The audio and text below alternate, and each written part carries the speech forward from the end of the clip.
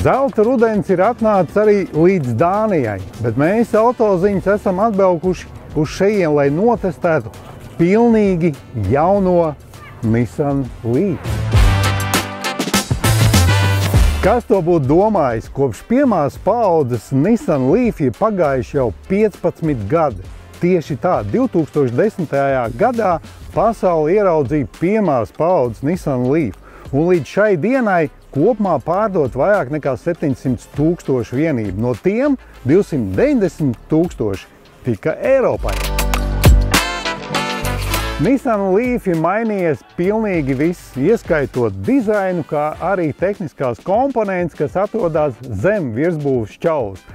Tajā skaitā arī Chardemo uzlādes standarts, kas ir populārs Japānā, ir nomainīts pēc CCS uzlādes standarta.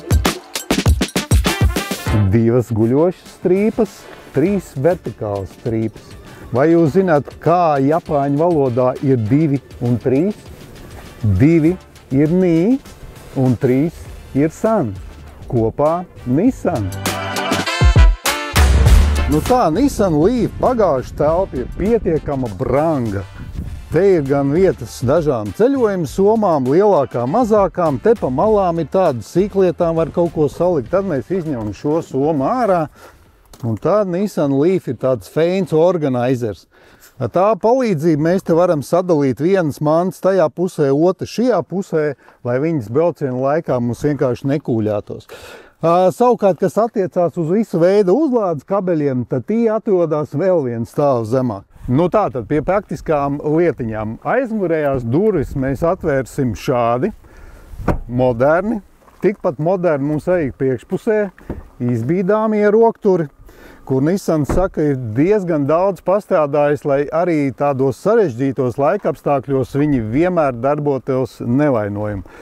Manuprāt, ļoti labs iegūms ir tas, ka atšķirībā no citiem ražotājiem Nissan ārpusē neizmantojuši ļoti populāro piano black vai klavieru lakas apdars materiāls, bet šādu matētu plasmas, kas noteikti ikdienā lietošanā būs daudz ērtāk. Un visbeidzot, 19 colu diski Nissan Leaf būs standarts. Nu, kāds tad ir pirmais iespējas par jaunāko Nissan Leaf? Nu, vienā vārdā ļoti lādzīgs automobīls ar tādu vieglu nomierinošu gaitu, kas 100% atbilst tāda klasiska ģimenes auto standartam. Vienalga, vai tas ir iekšdedzes motoru vai elektrisku. Šajā gadījumā elektrisku, un tas, protams, ir Nissan Leaf spēks.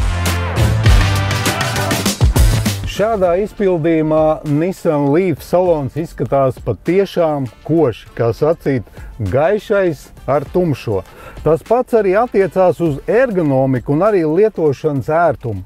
Man personīgi ļoti patīk, kā Nissans veiksmīgi savietoja šo te digitālo pasauli, iekļaujot tajā arī taktīlās pogas. Ļoti ērti, tādi prognozējumi, visu var tik klāt, visu var sameklēt, tā kā tas ir ļoti feins risinājums. Skaidrs, ka mēs šeit redzēsim arī kaut kādas atskaņas no Nissan arī.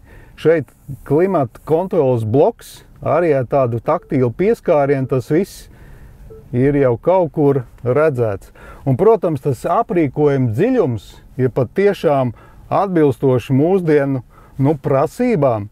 Mums, protams, ir apsildām priekšējie krēsli, turklāt priekšējiem krēsliem ir arī masāžu funkcija. Un, protams, melomāniem ļoti patiks Bose audio sistēma ar pagalvjos iebūvējumiem skaļruņiem. Pēc sajūtām ērtākā vieta, protams, ir pie stūres, un tā tam vajadzētu būt. Tas, kas vada lidojumu, tam arī vajadzētu būt visērtāk. Ko gribētos vairāk, tas noteikti attiecās uz otrās rindas pasažieru ērtībām.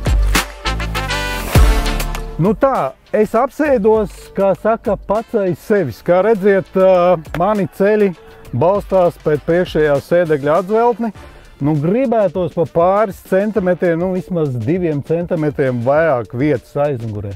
Vēl viena modes lieta, kas turpmāk būs arī Nissan Leaf rīcībā, būs fotohromatiskais stikla jumts ar termālo aizsardzību. Lādzīgā automobīļa sniedzamība ar lielāko 75 kWh bateriju sasniedz 622 km, bet ātrās uzlādes jauda ir līdz 150 kW. 160 kW elektromotors sniedz pātrinājumu līdz 100 km/h 7,6 sekundēs. 130 kW līfa ar mazāku 52 kWh bateriju ir tikai par sekundi lēnāks. Maksimālais ātrums ir 160 km/h. Jaunā Nissan Leaf cena Latvijā pagaidām nav zināma. Elektromobīls šeit būs pieejams 2026. gada sākumā.